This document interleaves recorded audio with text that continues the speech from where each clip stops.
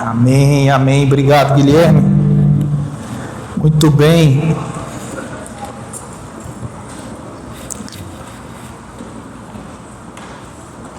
Louvado seja Deus pela vida das nossas crianças. Vamos lá.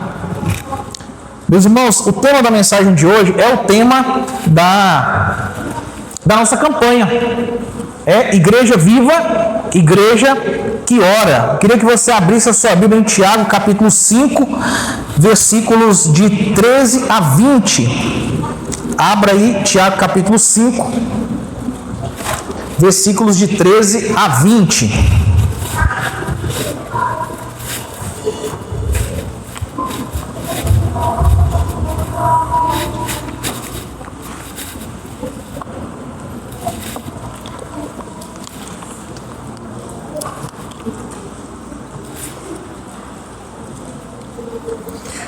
Tiago capítulo 5, versículos de 13 a 20.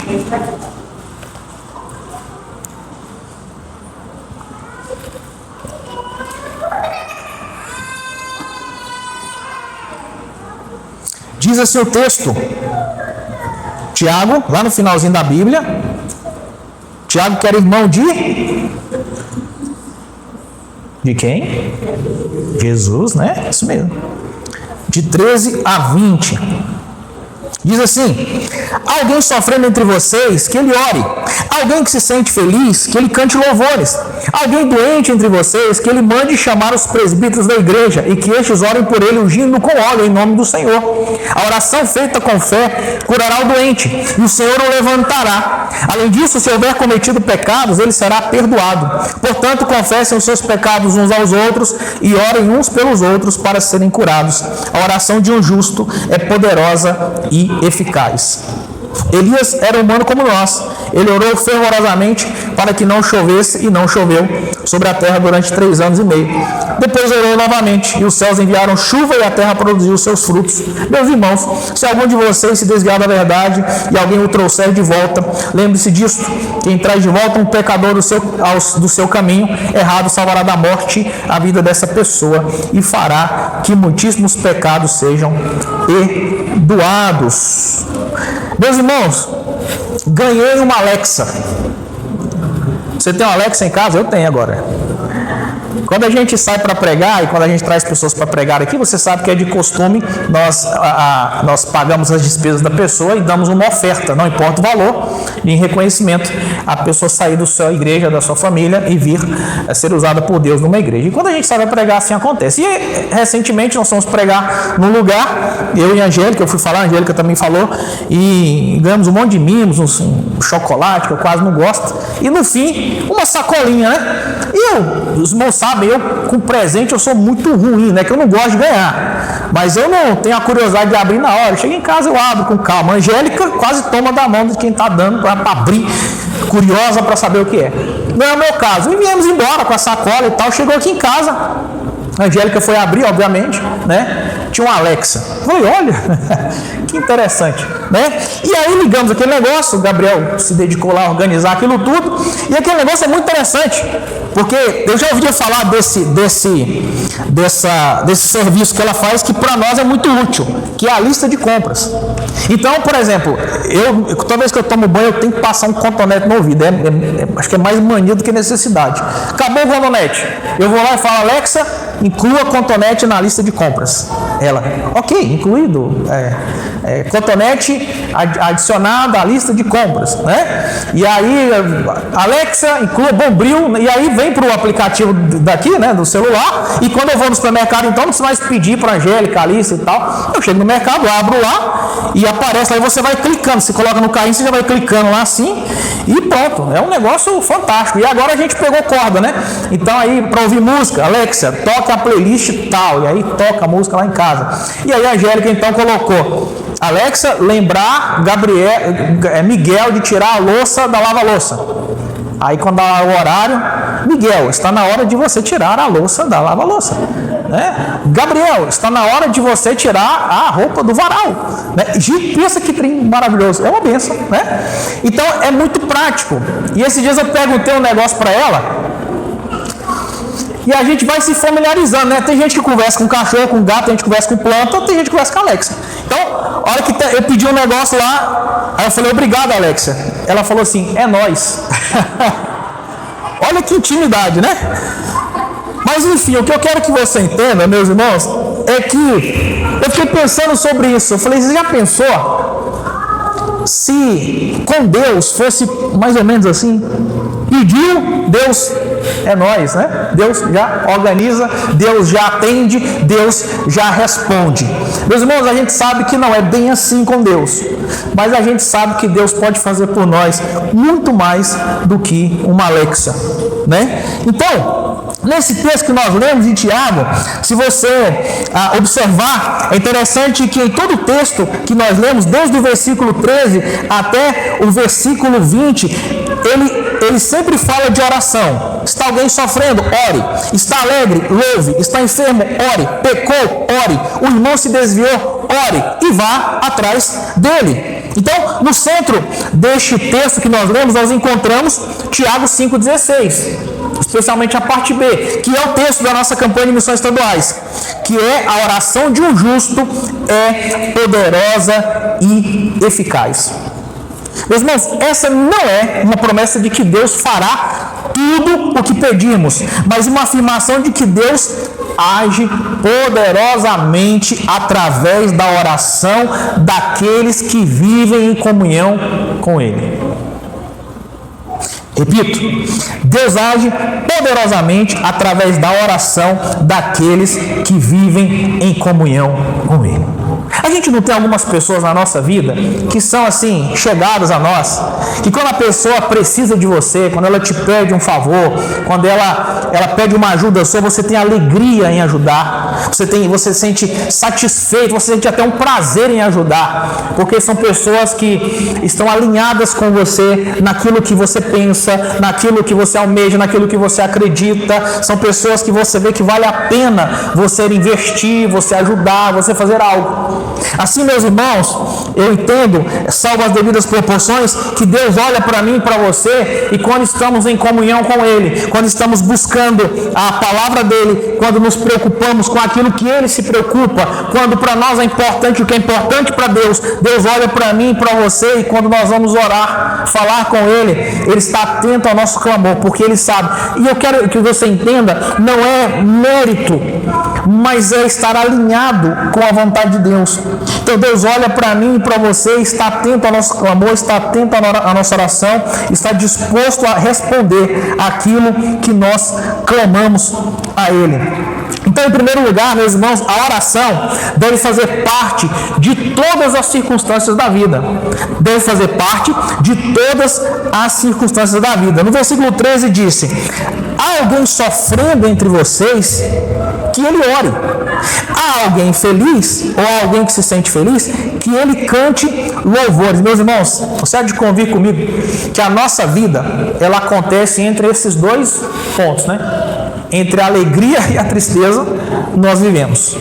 Em alguns momentos estamos celebrando de alegria, em outros estamos muito tristes, né? Na maioria do tempo estamos nesse meio, nessa montanha russa de emoções entre a alegria e o sofrimento. Mas o que ele diz é que nas duas circunstâncias você pode, Deus intervém. Se você está triste, ore. Se você está alegre, celebre ao Senhor. Meus irmãos, uma das coisas que Deus realmente detesta é a murmuração. E nós podemos escolher. Nós temos duas opções: ou murmuramos, ou reclamamos, ou somos gratos. Nós estamos agora, ontem, conversando com o pastor Fernando, amigo meu em Goiânia, e falou: pastor, tá caro e agora para Creúna, hein? E eu, caro, na hora, por quê? O pedágio, tá doido? Ficou caro. Falei, realmente, ficou mais caro. E aí, meus irmãos, nós podemos escolher reclamar disso, achar ruim e perder a nossa paz por conta do pedágio. Mas, dia 8 de setembro agora, vai fazer 13 anos que eu tomei posse aqui na igreja. 8 de setembro de 2013 eu estava tomando posse aqui. Naquela época, estava se concluindo a duplicação. Ainda dava aquela bagunça de terra, aquele negócio.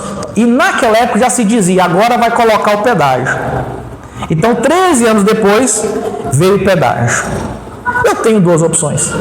Ou eu murmuro e reclamo dos próximos anos com pedágio, ou eu agradeço pelos 13 anos que eu passei sem pedágio. Eu estava lá em Campos, você ficou sabendo da história, um camarada numa velocidade, numa caminhonete, numa L200, atravessou lá um cruzamento e se eu não consigo frear a tempo, quase que ele pega o meu carro na lateral exatamente em mim. Se isso acontece, eu não estaria aqui agora, eu tenho certeza absoluta. Eu posso ficar bravo porque ele pegou o farol, quebrou o farol, amassou o meu capô. Eu posso dar glórias a Deus, porque ele me livrou. Entende? Às vezes, meus irmãos, o efeito das coisas boas e ruins em nós, somos nós que decidimos.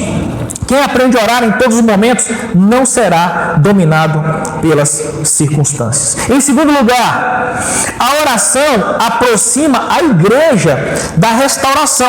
Versículo 14 vai dizer: há alguém doente entre vocês? Que ele mande chamar os presbíteros da igreja e que estes orem por ele, ungindo com óleo em nome do Senhor. A oração feita com fé curará o doente e o Senhor o levantará. Além disso, se houver cometido pecados, ele será perdoado. Portanto, confessem os seus pecados uns aos outros e orem uns pelos outros para serem curados. A oração de um justo é poderosa e eficaz. Meus irmãos, só algumas curiosidades rapidinho aqui, abrindo parênteses.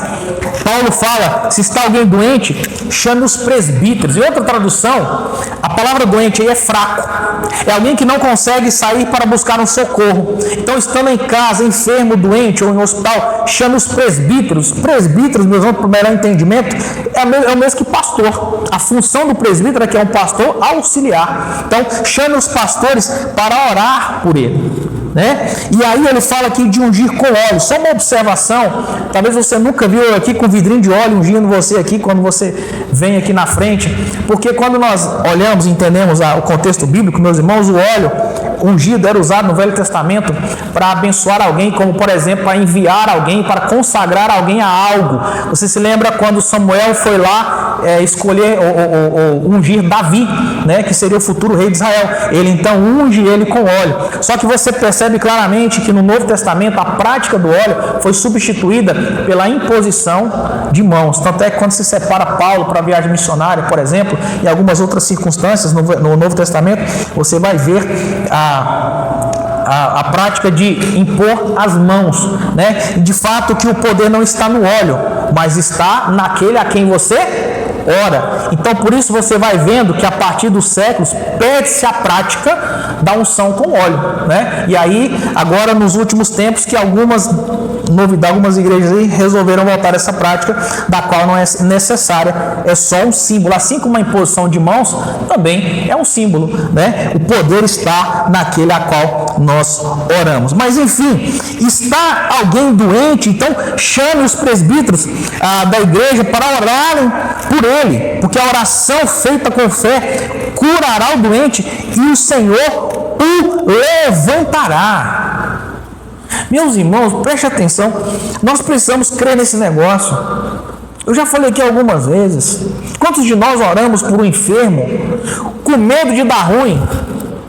Senhor, abençoa o fulano, que ele possa se levantar dessa cama, que ele possa restaurá-lo, mas que seja feita a tua vontade. Quando a gente fala isso, seja feita a tua vontade, nós estamos morrendo de medo de dar errado, dele não ser curado. Então, eu já estou dando uma justificativa para caso ele não levante. Meus irmãos, Deus é soberano, a vontade dele é soberana e sem discutível, não precisamos nem falar. Só que o Senhor nos deu a liberdade de orar pelos enfermos para que ele seja curado. E nós podemos fazer isso, nós devemos fazer isso, nós devemos clamar pelo doente, colocar nas nossas orações, celebrar quando este for curado. Entender que o Senhor está atento ao nosso clamor e Ele quer curar o enfermo. Lógico, já falamos, a vontade dele é soberana. Talvez há um propósito, há um outro porquê, mas Ele nos libera a poder orar. Nós temos aqui um caso que a gente não cansa de mencionar da irmã Delma, que teve a sua saúde curada. E quantos testemunhos a gente ouve, meus irmãos? Pessoas que vão ao médico, estavam com tumor, chegou lá, não tinha mais. Estavam com problema, chegou lá, não tinha mais. Pessoas são levantadas. no seu leito de enfermidade, porque alguém orou, porque o povo de Deus orou. E aí eu tenho que contar aquele exemplo que eu já contei 1000 vezes, conto pela 11ª.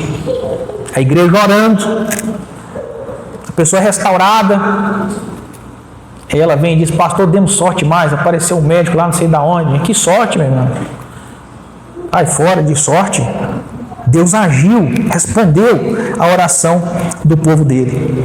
Então, meus irmãos, a oração, ela pode curar sim o enfermo. E é interessante que quando fala de chamar os presbíteros, dá uma ideia de comunhão, né? Nós estamos juntos uns pelos outros, meus irmãos. E se a oração de um justo é poderosa e eficaz, imagina a oração de muitos justos. Por isso que nós devemos sempre colocar lá no grupo da igreja, chamar os irmãos à oração, para que nós possamos, para que o povo possa se unir em um único objetivo. O que você não pode fazer é como aquele pessoal que Pedro estava preso na prisão, estavam orando pela libertação dele, e o que aconteceu? Ele foi liberto. E ele saiu de lá e foi para a casa onde estava acontecendo a oração intensiva, onde o povo estava orando pela libertação de Pedro. E o pessoal, a empregada, a ajudante, falou: o Pedro está na porta. Você deve estar ficando doido, o Pedro está preso. Mas eles estavam orando pela libertação de Pedro. E Pedro foi liberto. Nós precisamos, meus irmãos, nos unir em oração. Nós estamos no mês de agosto, do dia que começou ontem, vai até o último dia de agosto, com exceção dos domingos. A nossa oração intensiva, 6-7. Apareceu esse negócio de 6-7 aí, que eu fui pesquisar, não entendi nada, porque não tem o que se entender, né? Mas enfim, vamos então fazer o 6-7, será algo realmente proveitoso. Então, de segunda a sábado, das 6 da tarde às 7, né? 6-7, nós vamos estar aqui na igreja orando uns pelos outros, orando pelo avanço da igreja, orando pela nossa igreja aqui em Acreúna. Você não fique de fora, venha para a igreja se juntar em oração. Quando nós vimos aqui sobre esse que está enfermo, o versículo 15 diz que a oração feita com fé curará o doente e o Senhor o levantará. Aí ele vai, mas ele continua: além disso, se houver cometido pecados, ele será perdoado. É interessante que ele meio que chama a atenção que se você estiver enfermo, é um problema. E Deus acode, Deus restaura e Deus cura. Mas, meus irmãos, maior do que a enfermidade física é a enfermidade espiritual, é o pecado. Então, quando ele chama a oração, meus irmãos, não é só para curar também a enfermidade do físico, mas a enfermidade da alma. É para o perdão de pecados. E ele diz: se houver cometido pecados, ele será perdoado. Como? 16. Portanto, confessem os seus pecados uns aos outros e orem uns pelos outros para serem curados, porque a oração de um justo é poderosa e eficaz. E a oração, confissão, perdão, cura e restauração. Orar sozinho tem o seu valor. Ir para o secreto, lugar secreto, como a gente canta e diz, tem o seu valor. Mas, meus irmãos, orar junto, mesmo que se 2 ou 3 concordarem na terra, ou que ligarem na terra, será ligado no céu. Uma igreja que ora junta, meu irmão, permanece unida.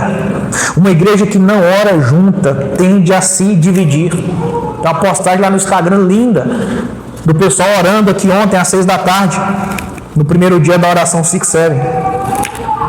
Em terceiro lugar, a eficácia da oração se deve ao relacionamento com Deus.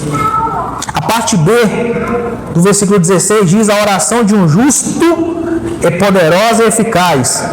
Interpretação de texto: qual a oração que é poderosa e eficaz? A do justo. Este é o centro da nossa passagem, meus irmãos. Esse é o tema da nossa campanha de missões estaduais.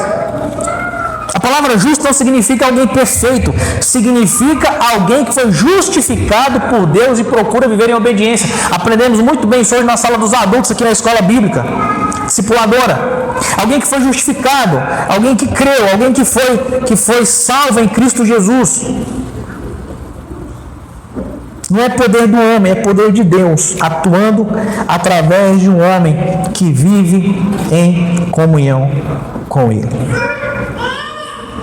O texto diz, meus irmãos, que em outra versão, que a oração de um justo muito pode, ou tem grande poder. Ele não diz que às vezes funciona. A oração de um justo, meu irmão, minha irmã, pode fortalecer, consolar, transformar, restaurar, abrir porta, fechar porta, mudar histórias. Não é porque existe poder nas palavras, mas é porque existe poder em Deus. Nós não mudamos, meus irmãos, realidades por pensamento positivo. Alguém diz, não, porque a palavra tem poder. Se você falar e não sei o que, meus irmãos, a palavra ela tem algum poder sim. Se você começar a dizer que uma pessoa é feia, você começa a falar tanto que às vezes ela é linda e ela acredita que ela é feia. Ela tem o seu poder, mas ela não tem todo o poder. Todo o poder está no nosso Senhor e Salvador, Jesus Cristo. Então não é volume de voz, não é emoção, não é ficar gritando, não é como Jesus puxa a orelha, chama a atenção. Não façam como aqueles que vão para as esquinas e ficam repetindo, né, lá no texto da oração do Pai Nosso. Quando você for orar, sai em secreto, fale você, e o Deus que te ouve em secreto te atenderá, te responderá. John Bunyan, que foi o autor do livro Peregrino, ele diz uma frase interessante: na oração é melhor ter um coração sem palavras do que palavras sem um coração. É melhor ter um coração sem palavras do que palavras sem coração. A partir do versículo 17, ele dá um exemplo muito grande de Elias. Elias era humano como nós. Ele orou fervorosamente para que não chovesse, e não choveu sobre a terra durante 3 anos e meio. Depois orou novamente, e os céus enviaram a chuva, e a terra produziu os seus frutos. Meus irmãos, esse mesmo Elias, quando fez a nuvem, o texto diz, eu vejo uma pequena nuvem do tamanho da mão de um homem. Ele estava vendo a sua segunda oração ser atendida. Deus tinha acabado de mandar fogo do céu e consumido a sua oferta ali diante dos adoradores de Baal. Ele tinha acabado de ver o grande poder de Deus, a ação sobrenatural de Deus, respondendo às suas orações de maneira extraordinária. Aí uma mulher pega e fala assim, ó,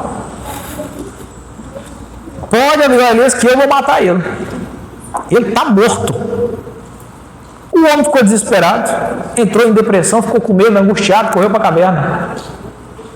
Era um homem, meus irmãos, de Deus, mas se deixou levar pelo medo, e mesmo assim o Senhor respondeu à oração de Elias. Por isso que Tiago cita, e ele diz assim, Elias era humano como nós, e mesmo assim o Senhor atendeu às suas orações, porque o foco, meu irmão, não está na pessoa, o foco está em Deus. A chuva não veio, meu irmão, porque Elias era poderoso, veio porque Deus é poderoso. Em quarto e último lugar, a oração participa da restauração dos desviados. Olha o que vai dizer a partir do 19. Meus irmãos, se alguém de vocês se desviar da verdade e alguém o trouxer de volta, lembre-se disto: quem traz de volta um pecador do seu caminho errado, salvará da morte a vida dessa pessoa e fará que muitíssimos pecados sejam perdoados. Meus irmãos, algumas pessoas se desviam da fé. Infelizmente, nós sabemos que as opções são muitas para que você possa deixar de olhar para Jesus. O diabo não brinca de ser diabo e ele coloca muitas oportunidades para que o povo dele busque outra coisa. Mas, meus irmãos, e quando essas pessoas se desviam do Evangelho, o Senhor não deixa de amá-las. O Senhor Jesus não passa a odiá-las. O Senhor não tem comunhão com o que elas estão fazendo. Mas o Senhor anseia pelo resgate dessas pessoas, pela volta delas. Em passar, nós falamos do filho pródigo aqui. Como aquele pai no caminho, quando o filho aparece ele não estava dentro de casa. Ele estava na porta, olhando para o caminho, esperando aquele filho voltar. Dia após dia, aquele pai olhava pelo caminho, esperando pela volta do seu filho. Essa é a vontade do Pai, meus irmãos. Preste atenção nisso. Não há ninguém longe do Evangelho que Deus não queira de volta. Deus quer todos de volta. E nós devemos nos juntar, como eu falei no começo, aquilo que agrada a Deus. E Deus se agrada de corações arrependidos, se reconciliando com Deus.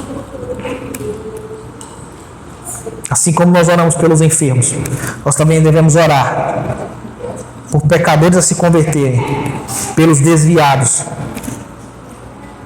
a se reconciliarem com Deus. Eu quero concluir, meu irmão, dizendo que Tiago começa essa carta falando sobre sabedoria, lá no capítulo 1, e termina falando sobre oração. A pergunta não é se Deus ainda responde às orações. A pergunta é se nós ainda somos um povo de oração.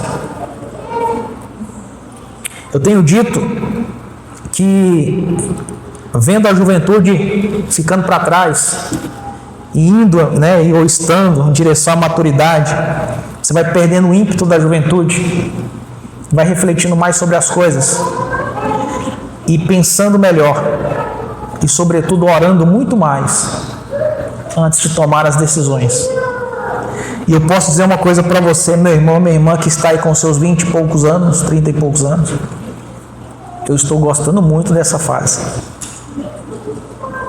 de perceber claramente que muito do que eu fazia no ímpeto, se eu tivesse orado um pouquinho mais, se eu tivesse orado antes, Deus ia na frente e fazia por mim, ou resolvia sem eu precisar fazer nada, ou me instruía para fazer de forma ou de maneira melhor. Eu quero fazer algumas perguntas para você, eu queria que você prestasse bastante atenção. Aproveite o tempo que você está aqui até agora, refletindo sobre essas perguntas. Você tem transformado suas lutas em oração ou apenas em preocupação? Em segundo, sua vida de oração é constante ou apenas ocasional? Você previne o incêndio ou você só apaga o incêndio? Em outras palavras, há alguém por quem você precisa interceder hoje?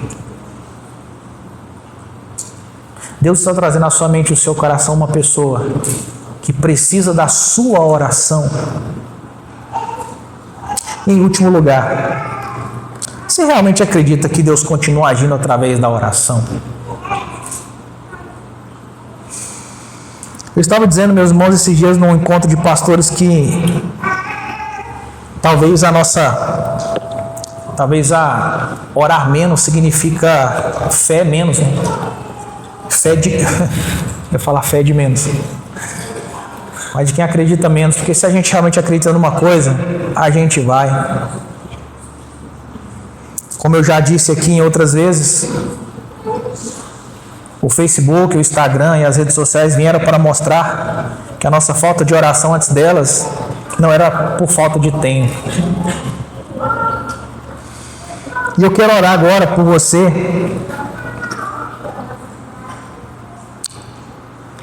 Se você entendeu e se você se viu em uma dessas 4 perguntas, quero orar pela sua vida e orar para que a nossa igreja, meus irmãos, seja cada vez uma igreja mais de oração. E quando eu falo uma igreja mais de oração, é muito além de ter muita gente na oração 6-7, na oração intensiva, no café com Deus que volta amanhã. É muito além disso. É uma vida pessoal de oração. Porque a oração, meus irmãos, não muda apenas circunstâncias. Ela muda primeiro quem ora. E então, Deus age segundo a sua perfeita vontade. Deus, obrigado por essa noite, obrigado pela palavra do Senhor.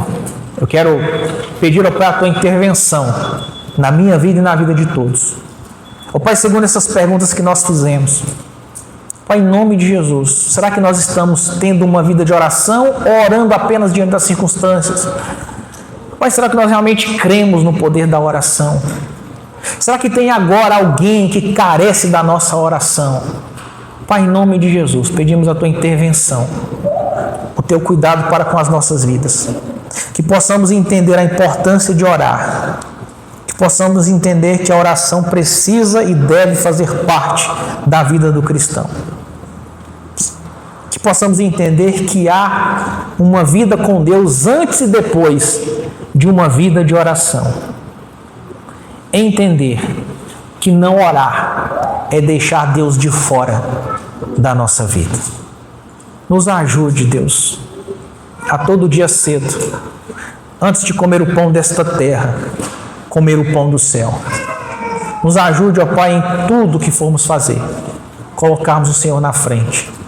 Nos instrua a esperar do Senhor a tua resposta, a tua intervenção. E nos ajude a orar ou a trabalhar como se tudo dependesse de nós, mas a orar como se tudo dependesse do Senhor. Em nome de Jesus é que nós oramos. Amém. Amém. Nós vamos passar, meus irmãos, para o momento da ceia do Senhor, um momento muito especial, onde nós celebramos o sacrifício de Cristo naquela cruz do Calvário. A Bíblia vai dizer, 1 Coríntios,